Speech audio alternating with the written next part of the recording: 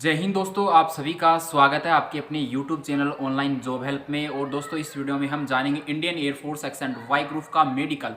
तो दोस्तों इस वीडियो में हम जानने वाले हैं Indian air force X and Y group का मेडिकल जो कि आपका होने वाला है जिस भी टाइम में आपका होता है। हर जो इसमें चेंजेस नहीं होते हैं हर बार कोई। तो दोस्तों आपके मन में बहुत सारे काफ़ी डाउट्स रहते हैं कि इंडियन एयरफोर्स के मेडिकल में क्या क्या चेकअप होता है, तो वो पूरी की पूरी डिटेल आपको A to Z इस वीडियो के अंदर आपको बताने वाला हूँ। तो आप एंड पॉइंट तक जरूर बने रहें इस वीडियो के और आपके जो भी डाउट होंगे वो क्लियर हो जाएंगे। ओके, तो हम स्टार्ट से करेंगे एकदम बिल्कुल जीरो से लेकर 100% तक आपको जितने भी पॉइंट आपके चेकअप होते हैं वो। तो आपका जो संपूर्ण मेडिकल A to Z इस वीडियो के अंदर आपको स्टेप बाय स्टेप बताया जाएगा अच्छे तरीके से। आपको डरने की बिल्कुल भी जरूरत नहीं है। सबसे पहले आपको बता देना चाहता हूँ, जब भी आप मेडिकल देने जा रहे हैं इंडियन एयरफोर्स का हो इंडियन नेवी का, हम स्पेशली बात करें इसके अंदर इंडियन एयरफोर्स का, तो सबसे पहले आप रहें बी पॉजिटिव। एकदम बिल्कुल पॉजिटिव रहना है, आपको बिल्कुल भी डरने की जरूरत नहीं है। और कॉन्फिडेंस ये रखें कि आप बिल्कुल फिट हैं। ओके, आप ये ना सोचें कि हम मतलब फिट नहीं है, आप ये मान के चलिए बिल्कुल 100% आप फिट हैं। जो आपको पॉइंट है तो वो वजह आपकी अलग हो सकती है। ओके, सबसे पहले बात कर लेते हैं, आपको सबसे पहले टाइम पर पहुंचना है। जो भी आपको टाइमिंग दिया गया है मेडिकल अपॉइंटमेंट लेटर के अंदर, वो उस टाइम पर आपको पहुंच जाना है। दोस्तों आपको जो भी डेट मिली है मेडिकल के लिए उस डेट को आप वहां पर पहुंचिए और अपना जो मेडिकल के लिए तैयार रहिए। जो भी आपको प्रोसेस है, डॉक्यूमेंट्स वगैरह जो भी है साथ में लेके जाइए, सभी के सभी, कोई भी डॉक्यूमेंट मिस नहीं करना है, आपको वहां पर कोई भी प्रॉब्लम का सामना ना करना पड़े। ओके, तो आपको जो टाइमिंग दिया गया है उससे पहले ही पहुंचने की आप कोशिश रखें। और गाइज आप जब भी मेडिकल देने के लिए जा रहे हैं तो आप अपने साथ में कुछ खाने पीने का सामान जरूर लेके जाएं, जैसे फ्रूट वगैरह है, सेव हो गया, अनार हो गया, केला हो गया, तो इस तरीके के फ्रूट वगैरह साथ जरूर लेके जाएं।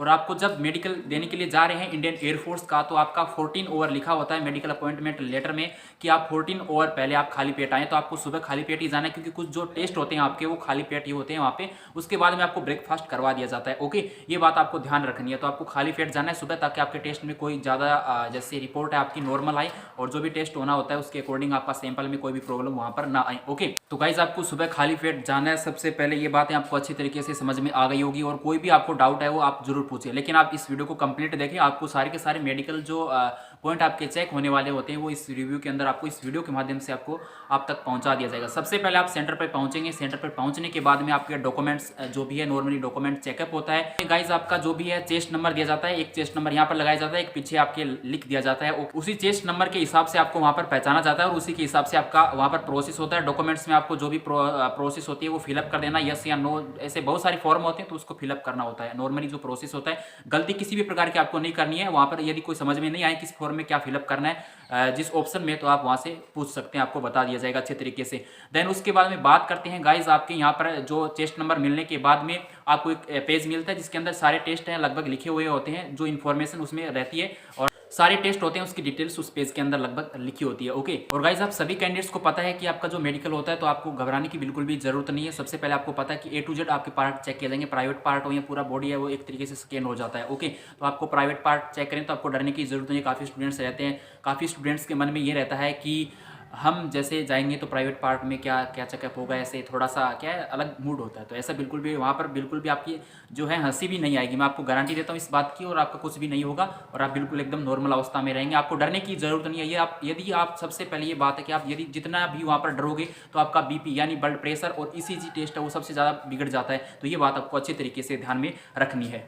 तो गाइज जाते ही आपका वहाँ पर जो भी प्रोसेस होता है उसके हिसाब से जितने भी स्टूडेंट्स होते हैं लगभग से आपके बैच बनाए जाते हैं। वहाँ पर जो भी है 10 का या 12 का या 15 का जितने भी स्टूडेंट्स हैं उनका बैच वहाँ पर बना दिया जाता है। ओके, देन उसके बाद में क्या प्रोसेस होता है, उसी बैच का जो क्रम से चलता है। अब सबसे पहले ये जान ले, आप मेडिकल में जब भी जा रहे हैं तो मेडिकल में ऐसा नहीं है कि आपका टेस्ट है वो A to Z क्रम से होने वाला है, और जो मैं बताने वाला हूँ ये भी कोई जो क्रम से नहीं होने वाला है। अब A ग्रुप का यदि यूरिन टेस्ट ब्लड टेस्ट हो गया तो दूसरे ग्रुप का क्या होगा, ECG हो गया, जैसे BP अलग से, जो अलग अलग प्रोसेस वो चलती रहती है पूरे दिन भर। क्योंकि यदि एक क्रम से एक बंदे का सभी टेस्ट क्रम से किया जाए तो फिर बारी नहीं आएगी, कंप्लीट मेडिकल होने में काफ़ी ज़्यादा टाइम लगेगा। तो यही रहता है कि ज़्यादा टाइम वहाँ पर ना लगे, तो अलग अलग ग्रुप के अंदर डिवाइड करके सारे टेस्ट है क्रम से। यदि एक ग्रुप का जो अलग से टेस्ट होता है जैसे हो जाता है तो उसके बाद में उसी ग्रुप का दूसरे से, ऐसे रिवीजन दिन भर ये चक्कर चलता रहता है। तो गाइज सबसे पहले हम स्टार्ट करते हैं अपने टेस्ट के बारे में। तो सबसे पहले हम चलेंगे ECG से। तो ECG आपका होता है जो हार्ट रेट है वो चेक किया जाता है, हृदय की जो धड़कन कितनी है, और इसके अंदर कोई इश्यूज तो नहीं है।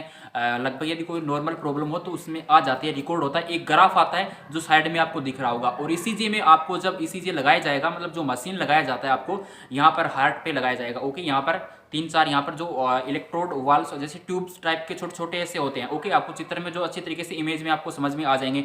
हाथ में भी यहाँ पर लगाए जाएंगे और पैरों में भी 2 ऐसे जैसे क्लिप सी लगाई जाती है। ओके, उसमें वो लगा देने के बाद में आपका जो है जैसे उसको ऑन किया जाएगा तो उसमें क्या होता है, एक तरीके का प्रेशर सा लगता है। ओके, इसके ऊपर, ताकि आपका अंदर का जो है इलेक्ट्रोड, उसमें इलेक्ट्रोड के तौर पे उसको काम में लिया जाता है। मशीन एक आपका वहां पर क्या करती है, एक रिकॉर्ड है वो कैप्चर करती है आपकी बॉडी का जो हार्ट से रिलेटेड होता है। तो आपको घबराना नहीं है, आप घबराओगे, आपको डर लगेगा तो आपकी हार्ट रेट तो सबसे पहले बढ़ेगी। ओके, तो हार्ट रेट बढ़ेगी तो आपकी धड़कन बढ़ने से कुछ इश्यूज हो सकते हैं, बीपी गड़बड़ा जाएगा उससे।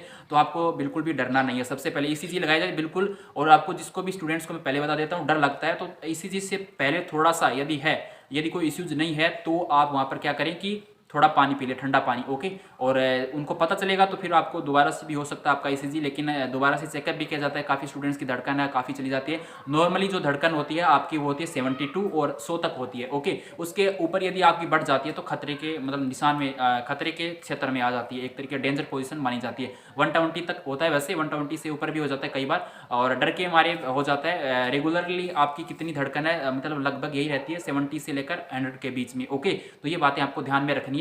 तो ईसीजी तो इस तरीके से हो जाएगा। ओके, ईसीजी में आपको घबराना नहीं, यदि आप घबराओगे तो आपकी प्रॉब्लम हो सकती है। उसके बाद में गाइज आपको एक टेस्ट होता है आपका एक्सरे, जो कि आपका चेस्ट का किया जाता है मशीन से, और उसमें एक्स किरणें आपके ऊपर प्रोवाइड की जाती है। तो जो उसके हिसाब से रिकॉर्ड हो जाता है, अंदर से कोई टूट फूट नहीं है, हार्ट की साइज़ कितनी है, सब उसमें थोड़ा बहुत है, उससे अच्छी तरीके से पढ़ लिया जाता है। तो जो अंदर के रिकॉर्ड है उससे रिकॉर्ड हो जाते हैं एक्सरे से। तो चेस्ट का आपका एक एक्सरे होता है। ये बातें आपको अच्छी तरीके से समझ में आ गई होगी। और एक्सरे मशीन में कोई बड़ी बात नहीं है कि आप उसमें आपको डर लगे। गाइज होता है आपका बीपी यानी ब्लड प्रेशर आपका चेक किया जाता है। तो उसके अंदर नॉर्मली जो ब्लड प्रेशर होता है उसकी रेंज होती है 120/80 120/80 mmHg होता है। ओके, 120/80। तो ये आपकी नॉर्मल जो ब्लड प्रेशर होता है। यदि आप डरोगे तो आपका बीपी बढ़ेगा, और आपको ऐसे भय लगेगा तो भी, आपको घबराहट होगी तो भी आपका बीपी बढ़ेगा। तो आपको नॉर्मल रहना है ताकि आपका बीपी भी नॉर्मल बना रहे। ओके, और एक जो रेंज होती है 140/90, यदि इससे ऊपर आपका बीपी बढ़ जाता है 140/90 mmHg से बढ़ जाता है गाइज, तो फिर आपका दोबारा से बीपी करने का टेस्ट हो सकता है। क्योंकि इससे ज़्यादा बीपी बढ़ता है तो फिर क्या है कि एक अलग थोड़ा सा क्या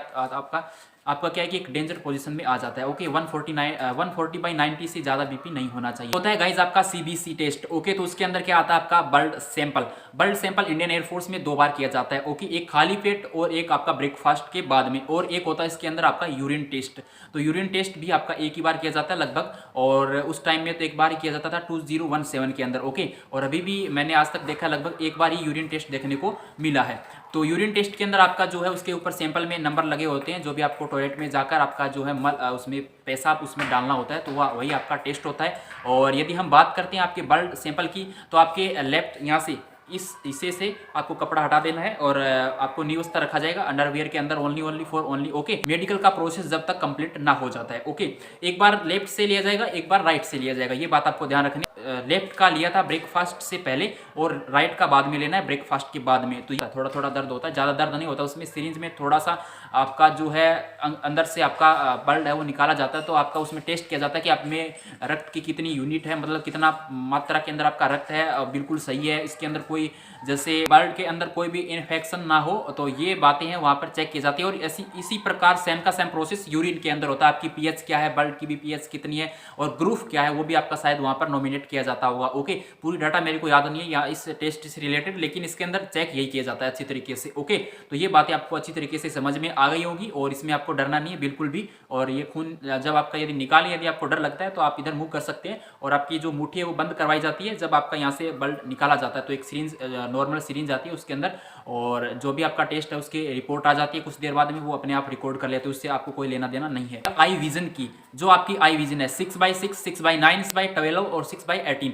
ये क्या सीन है। 6 मीटर की दूरी पर जो आप देख रहे हैं उसका ये आपका एक ग्राफ है, इस तरीके से बोल सकते हैं, या एक जो दूरी आप इतनी दूरी से आप कितना स्पष्ट देख पाते हैं वो आपका वहाँ पर एक बॉक्स होता है सामने, और उस बॉक्स में आपको देखकर बोलना होता है। सबसे बड़े कैपिटल होते हैं अक्सर, फिर उससे स्मॉल, फिर उससे स्मॉल, नीचे नीचे आते एकदम बिल्कुल स्मॉल हो जाती है। यदि आप उसको पूरा पढ़ पाते हैं तो आपका विजन है 6/6, विदाउट ग्लास की बात कर रहा हूँ सबसे पहले। और जो आपका विजन है वो 6/6 होना चाहिए, तो आपका बहुत ही अच्छा है। यदि 6/9 है और 6/12 है तो भी चलेगा। मैं आपको ये बता देना चाहता हूँ गाइज। वन बाई वन आपकी जो आई होती है उससे विजन चेक करवाया जाता है। एक बार इसको बंद करके, एक बार इसको बंद करके एक आंख से पढ़ना होता है। ओके, तो ये आपको वहां पर चेक किया जाता है। नॉर्मली आपको डरने की जरूरत नहीं है। यदि आप ग्लास यूज करते हैं और आपके ग्लास का जो क्या है कि गाइज अलग अलग, जैसे इसके अंदर रेंज होती है, प्लस का है, माइनस का चश्मा है, तो अलग अलग ग्लास यूज करते होंगे आपके जो विजन है उसके अकॉर्डिंग। लेकिन यदि आपके ग्लास लगा हुआ है पहले से, यानी आप चश्मा यूज करते हैं, इंडियन एयरफोर्स का मेडिकल देने के लिए जा रहे हैं, तो आपको करना क्या है कि आपको 1 मंथ से ज्यादा पुराना नहीं होना चाहिए। आप एक जो वेरीफाइड डॉक्टर है, आई का स्पेशलिस्ट है, तो उससे आपको, जो गवर्नमेंट से है तो और बेस्ट रहेगा, तो उससे आपको एक स्लिप के अंदर जो है आपने जांच करवाई है, तो वो आपको उसमें चश्मे का कितना पावर है, कितना आपका विजन है, कब से आप, तो डॉक्टर का मोबाइल नंबर वगैरह भी हो तो बेस्ट रहेगा, और उसकी मोहर वगैरह यूज करता है तो भी बहुत बेस्ट है। ओके, तो इस तरीके से आपको एक स्लिप उससे जो तैयार करवाना है, और उसका डॉक्टर से जहाँ से भी आप करवा रहे हैं तो वो जो चेकअप करवाया है उसके अंदर पूरी डिटेल होनी चाहिए। 1 मंथ से पुरानी रिपोर्ट नहीं होनी चाहिए, ताकि आपको वहाँ पर कोई भी प्रॉब्लम ना हो। लगभग 2 महीने की भी चल जाएगी, लेकिन 1 मंथ का है तो बेस्ट रहेगा। इसके बाद में सबसे बड़ा डाउट आता है कि चश्मे का कितने नंबर तक चल सकता है। तो गाइस, चश्मे का जो नंबर की बात कर लेता हूँ। सबसे पहले तो आपका विद ग्लास, मतलब आपका जब ग्लास यूज करें हैं तो 6/6 होना ही होना चाहिए, और 6/9 और 6/12 का है जो अलाउ कर लिया जाता है विजन। और इसमें प्लस माइनस, मतलब आपका 1.5 डी डायोप्टर तक, 1.5 डायोप्टर तक आपका है अलाउ कर लिया जाता है। और ऑफिशियली जो इंडियन एयरफोर्स की वेबसाइट है ना, उसके ऊपर अच्छी तरीके से इन्फॉर्मेशन दे रखा है, लेकिन उतने 3 नंबर का अलग अलग कैटेगरी के लिए, जो अलग अलग ट्रेड है, एक्स ग्रुप की, वाई ग्रुप के लिए, उसके लिए चश्मे का जो नंबर है वो अलग अलग दे रखा है, तो उसमें आपको डरने की जरूरत नहीं है। लेकिन 1.5 तक चलता है। ओके, ये नॉर्मली मैंने देखा है, इससे ऊपर का भी चलता होगा, मुझे इन्फॉर्मेशन नहीं है। ओके, जो मेरे एक फ्रेंड का था तो उसका 1.5 था, तो उसका वहां पर हो गया था। ठीक है, तो ये आपको ध्यान रखना है। प्लस का है, माइनस का तो क्या होता है, कोई ज़्यादा बड़ी बात नहीं होती, लेकिन प्लस का होता है तो उसमें दिक्कत होती है। प्लस में क्या रहता है कि प्लस में विजन कभी भी कम नहीं होता है, बढ़ेगा ही। फिर माइनस में यदि बढ़ता है तो कोई दिक्कत की बात नहीं है, लेकिन माइनस का है वो चश्मा क्या होता है कि आपका कम हो सकता है नंबर आपका। और काफ़ी स्टूडेंट्स कहते हैं कि हम लेजर करवा सकते हैं। यदि जो भी कैंडिडेट्स लेजर करवाना चाहते हैं तो कम से कम 2 मंथ का टाइम पहले, जब आपका मेडिकल है तो उससे पहले 2 से 3 महीने आपका हो जाना चाहिए लेजर करवाना चाहता है जो स्टूडेंट्स। मैं किसी को ये सजेशन नहीं दे रहा कि आप लेजर करवाएं यदि आपका विजन ज़्यादा है, लेकिन आप लेजर करवा सकते हैं यदि जो जाना चाहता है और उसकी ये प्रॉब्लम है। ओके, कलर ब्लाइंडनेस टेस्ट की कलर विजन जिसको बोला जाता है, ये एक परमानेंट पॉइंट होता है। यदि इसके अंदर आपको प्रॉब्लम है, एक टाइप की आपको जो बुक दिखाई जाती है उसके अंदर अल्फाबेट होता है, नंबर सिस्टम होता है, और एक कुछ जो डिजाइन होती है, यानी आकृति बनी होती है, ऐसे सर्पिलाकार, ऐसे जैसे भी आपको कौन सा भी दिखाया जा सकता है, वो आपके लक पे डिपेंड करता है। तो उसके अंदर डॉट डॉट डॉट जैसे बने होते हैं जो साइड में आपको दिख रहा है। तो गाइज, उसके अंदर क्या सीन रहता है कि आपको पढ़ना होता है, जो उसको अच्छी तरीके से आप पढ़ पाते हैं, बता पाते हैं, तो कोई भी आपको प्रॉब्लम नहीं होगा। यदि आप उसमें प्रॉब्लम आती है और आपका यदि पॉइंट बन जाता है तो इस पॉइंट का कोई भी इलाज नहीं है गाइज। ओके, इस बात का आप ध्यान रखें। इसका कोई भी आपकी यदि कलर विजन है यानी कलर ब्लाइंडनेस है तो आप फिर कभी भी इस पॉइंट को आप क्लियर नहीं कर पाएंगे। परमानेंट एक तरीके का पॉइंट होता है ये। ओके, इसका कोई मतलब सॉल्यूशन नहीं है। बात कर लेते हैं चेस्ट की, तो चेस्ट का जो 5 सेंटीमीटर का फुलाव होना चाहिए। ओके, जो यहाँ पर यदि आप सांस भर के फुलाते हैं, ठीक है, ऐसे, तो आपका 5 सेंटीमीटर होना चाहिए। ओके, और उसमें कोई भी दिक्कत नहीं है कि आपका जो कितना है, चेस्ट कितना नहीं है, 70 है, 75 है, 80 है, कोई दिक्कत नहीं है, जैसा भी अच्छा है। ENT यानी आपका कान, नाक, गला। तो कान के अंदर सबसे पहले बात करते हैं, संपूर्ण डिटेल जान लेते हैं कान के अंदर क्या चेकअप होता है। सबसे पहले आप ईयरवैक्स हटाकर जाएं, और जल्द से जल्द आप ईयरवैक्स हटवा लें, पहले से पहले मेडिकल से कम 15 से 20 दिन के अंदर। ओके, और इसके बाद में बात आती है, आपके मशीन से चेकअप किया जाता है अंदर, और टॉर्च भी लगाया जाता है, और जो आंख के अंदर आपको मैं बताना भूल गया, ऐसे मूव करवाया जाता है। ठीक है, इसके अंदर जो हिस्सा होता है उसको और टॉर्च से देखा जाता है। तो ये बातें आपको अच्छी तरीके से समझ में आ गई होगी। अंदर आपका क्या है कि व्हाइट स्पॉट नहीं होना चाहिए। ओके, पर्दा है जो फटा हुआ नहीं होना चाहिए। और इसके साथ साथ बात कर लेते हैं कान में जो से मवाद वगैरह आता है, कान के अंदर कान बहना नहीं चाहिए। यदि आपकी ये प्रॉब्लम है तो आपको प्रॉब्लम वहां पर हो सकती है। एक हियरिंग टेस्ट भी होता है, यानी सुनने की कैपेसिटी। आपको एक बंद कमरे में बोला जाता है, कुछ भी बोल सकते हैं, नंबर बोल सकते हैं, या ऐसे आवाज भी निकाल सकते हैं, किसी भी तरीके की कोई भी जो है वहाँ पर जो एक्टिविटीज़ कर सकते हैं जो मेडिकल चेकअप करने वाले हैं। तो आपको वहाँ पर क्या रखना है, ध्यान रखना है कि क्या बोले हैं। ठीक है, एक कान से भी सुनना पड़ सकता है, कोई बड़ी बात नहीं है, एक बंद कमरा होता है। तो ये प्रॉब्लम किसी स्टूडेंट्स के नहीं होती होगी मेरे हिसाब से, यदि उसके कान सही हैं तो। ओके, और दोनों कान का आपका ईयरवैक्स करवाना है, और डॉक्टर से, वेरीफाइड डॉक्टर से आप चेकअप करवा सकते हैं एक बार। कोई भी दिक्कत आपको नहीं आएगी। बाद में बात कर लेते हैं नाक की गाइस। तो नाक के अंदर आपका डीएनएस पॉइंट होता है, जिसकी एक हड्डी वगैरह होती है जो नाक के अंदर थोड़ी सी क्या होती है, उसकी वर्दी हो जाती है, तो उसकी वजह से आपको डीएनएस पॉइंट मिल सकता है। और टॉर्च वगैरह भी डाला जाता है इसके अंदर, मतलब चेक किया जाता है टॉर्च के प्रकाश से। ओके, और इसके बाद में बात कर लेते हैं गले की। तो गले में यहाँ पर वगैरह कोई मतलब आपका सूजन वगैरह नहीं हो, और जैसे कोई और इश्यूज ना हो, तो ये भी आपका चेक किया जाता है, थायराइड वगैरह की प्रॉब्लम ना हो। ओके, तो ये बातें आपको अच्छी तरीके से समझ में आ गई होंगी। इसके बाद में बात कर लेते हैं गाइस कि आपको क्या सीन होता है। कहीं पर भी चोट नहीं होनी चाहिए पूरी बॉडी के ऊपर। ओके, जैसे कट मार्क बहुत ज़्यादा नहीं होनी चाहिए, और आपने कोई सर्जरी नहीं करवाई हो, ये आपको बताना भूल गया मैं। सबसे पहले आपको पूछा जाता है कि आपकी कोई सीरियस प्रॉब्लम है क्या। सीरियस प्रॉब्लम यानी कोई आपने कोई बड़ी बीमारी है या आपके है तो बता देना चाहिए आपको वहाँ पर। और इसके अलावा यदि आपने सर्जरी करवाई है और किसी चीज़ का आपने ऑपरेशन करवा रखा है तो आपको ये बताना बहुत ही ज़रूरी है। लेकिन आपकी नॉर्मली कोई जैसे प्रॉब्लम नहीं है तो आप वहाँ पर ना बताएं, क्योंकि इससे आपको रिस्क बन सकता है। यदि वर्तमान में आपको कोई प्रॉब्लम नहीं है तो आप आराम से, क्योंकि आगे ट्रेनिंग में जब आप जाओगे तो आपको बहुत ज़्यादा वहाँ पर फिजिकली एक्सरसाइजें करवाई जाएगी, तो आपको प्रॉब्लम हो सकती है। तो इसकी वजह से वो पूछा आपसे जाता है। इस माउथ की बात कर लेते हैं। तो माउथ के अंदर क्या होता है, जीभ को आपको चेक किया जाता है, ऐसे जीभ आपसे निकलवाई जाती है। ओके, तो यहाँ पर कलर वगैरह वो थोड़ा सा पता लगा लेते हैं कि कुछ प्रॉब्लम्स है क्या। टीथ की, तो टीथ के अंदर आपका ज़्यादा गैप नहीं होना चाहिए, यानी 1-2 दांत 3-4 दांत के अंदर है तो भी चलेगा। और टोटल जो आपके हैं दांत की बात करते हैं, यहाँ पर दांतों की हम बात करें तो 14 यानी 14 पेयर के अंदर 28 जो दांत आपके सही होने चाहिए।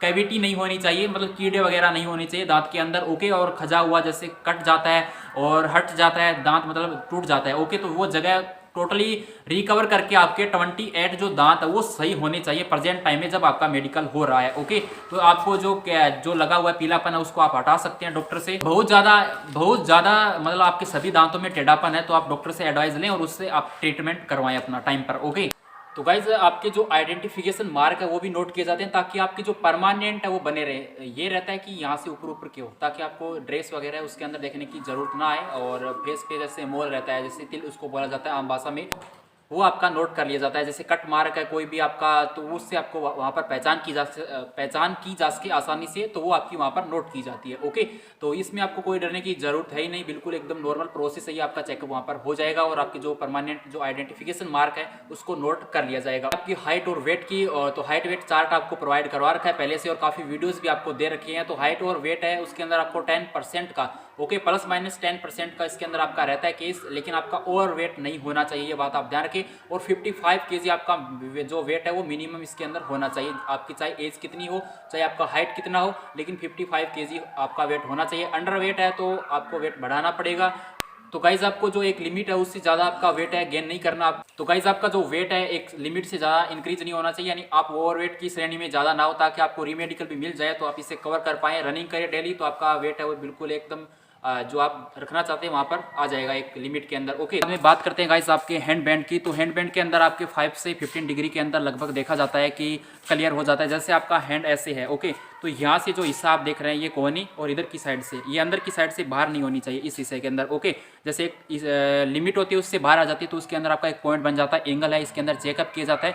ये पाम स्वीटिंग, जैसे ये हथेली है, यहाँ पर जो पसीना आता है उसको पाम स्वीटिंग बोला जाता है। आपको एक मुट्ठी बंद करने के लिए बोला जाएगा और उसके बाद में खोलने के लिए बोला जाएगा, तो यहाँ पर पसीना आ जाता है। और बहुत सारे स्टूडेंट्स के ये देखने को मिलता है कि बहुत ज़्यादा पसीना आता है, तुरंत आ जाता है, मतलब परमानेंट होता है। क्या उपचार करना चाहिए वो भी मैंने आपको बता रखा है। ओके, तो ये आपको डरने की बिल्कुल भी जरूरत नहीं है। और शोल्डर वगैरह ये भी चेक किया जाता है, बॉडी पर आपकी स्किन एक तरीके से चेकअप की जाती है, ताकि आपको कोई भी प्रॉब्लम कोई भी समस्या वहाँ पर ना आए, कोई भी प्रॉब्लम ना आए। ओके, मतलब जैसे दाद खुजली वगैरह ऐसे भी इन्फेक्शन जैसे कुछ हो जाता है तो ये आपको वहाँ पर चेकअप किया जाता है। आपका जो ऊपर का बॉडी है वो चेकअप हो जाता है। और उसके बाद में बात आती है प्राइवेट पार्ट्स की। तो उसके अंदर सबसे पहले बात कर लेते हैं पेनिस की। तो उसके अंदर आपको बैक और फ्रंट करवाया जाता है, अंदर की कोई भी इश्यूज ना हो वो डॉक्टर अच्छी तरीके से चेकअप करते हैं। डरने की बिल्कुल भी जरूरत नहीं है। अंडरवियर को उतारने के लिए बोला जाता है और शर्माने की कोई बड़ी बात नहीं है, वहाँ पर आपको डरना नहीं है बिल्कुल भी। और आपके जो उत्सुकता भाव होते हैं वो फीलिंग नहीं आएगी वहाँ पर, मैं आपको पहले ही बता देता हूँ। ओके, आपको ऐसे डर रहता है कि ऐसे कैसे क्या हो जाएगा वहाँ पर, तो वो बिल्कुल भी नहीं आएगी आपको फीलिंग, इस बात का मैं आपको गारंटी देता हूँ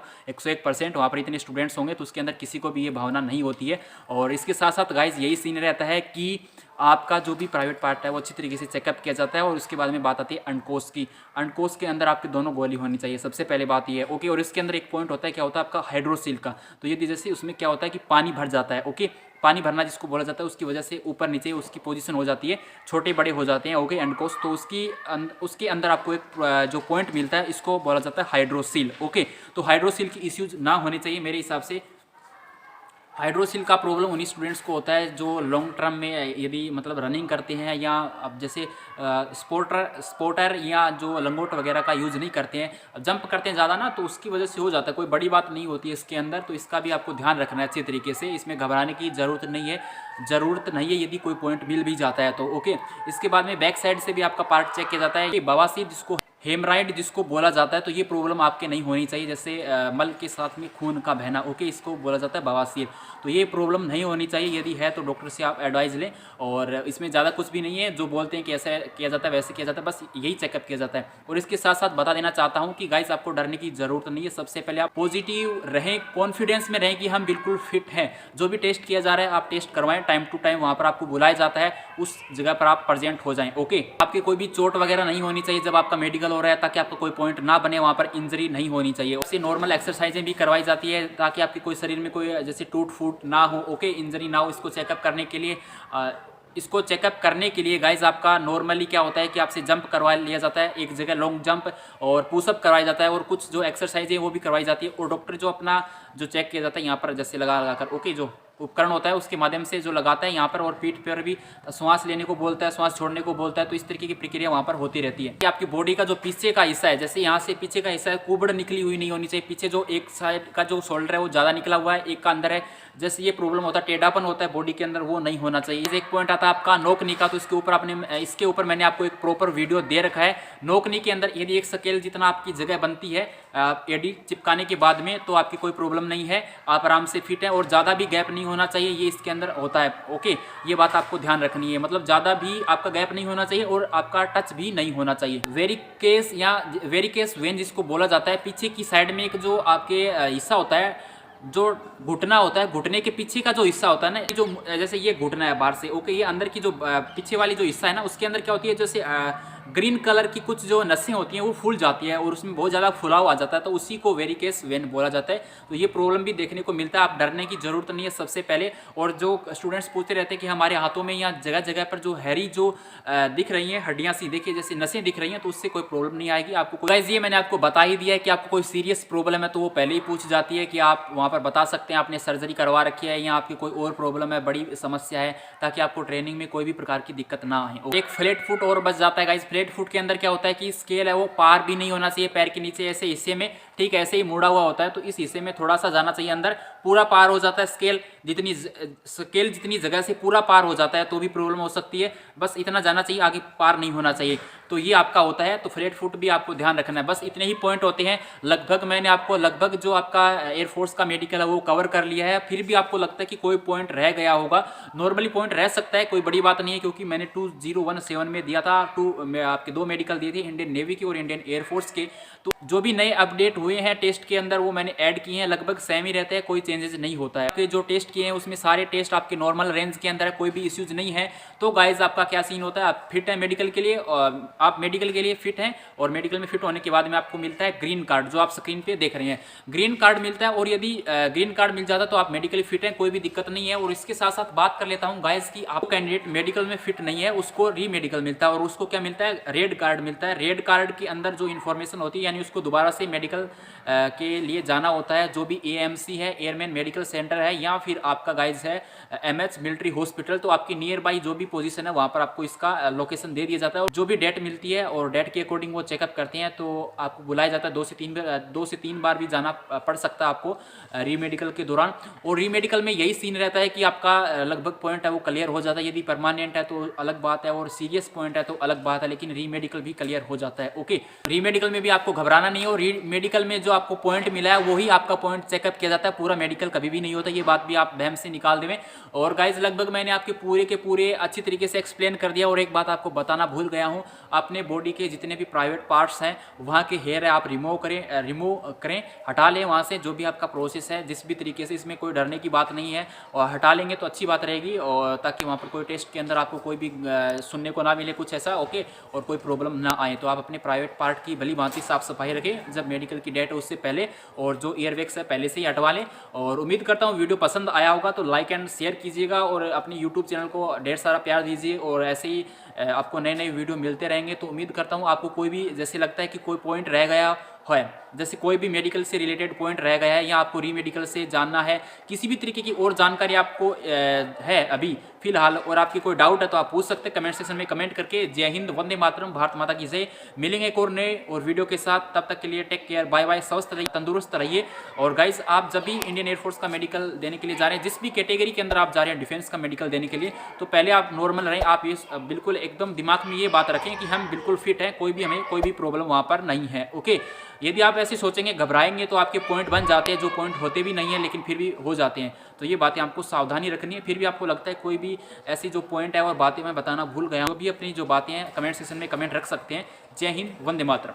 इस वीडियो को ज़्यादा से ज़्यादा शेयर जरूर कीजिएगा, और गाइज सब्सक्राइब नहीं किया तो रेड कलर वाले सब्सक्राइब बटन को प्रेस करके बेल आइकन को प्रेस करें ताकि आपको वीडियो का नोटिफिकेशन टाइम टू टाइम मिलता रहे।